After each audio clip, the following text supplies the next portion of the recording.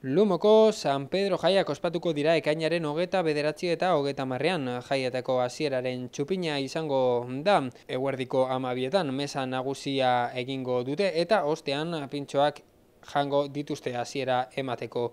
Arrolape Mendiklubaren eskutik Aizerrota igoera izango da ostean eta ordu biterdietan sari banaketa egingo dute talde honetako kidek. Antolakuntzatik, 4:00 mus txapelketa izango dela aipatu dute, 6:00 ume eta gazteen txokoa egongo dela, urjolasak, herrikirolak eta bitxe jaiaren laguntzaz, eta gaueko 8:00 txokolatea egongo dela, esan dute.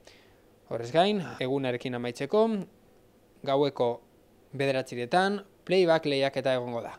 Ekainaren 30ean berriz, mesa nagusia ere izango dutela, aipatu dute, eguerdik ordu batetan izango dela azpimarratuz. Ostean, Elai Alai dantza taldearen euskal dantzak ikusteko aukera egongo dela esan dute.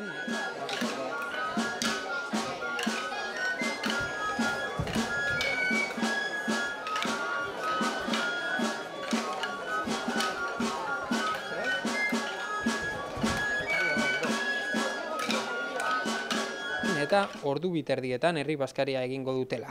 Menua hurrengoa izango da. Jarrain sopa, txarri karrilerak, ura, ardaua eta postrea. Tiketak 15 euroko kostua izango dute. Eta ekitaldia bertsolariz lagunduta egongo dela. Arratsaldeko 5etan idi probak izango direla ere azpimarratu dute eta 8:30 azken txupinarekin amaiera emango zaiola Lumoko San Pedro jaiei. Hurrengo urtera arte, noski.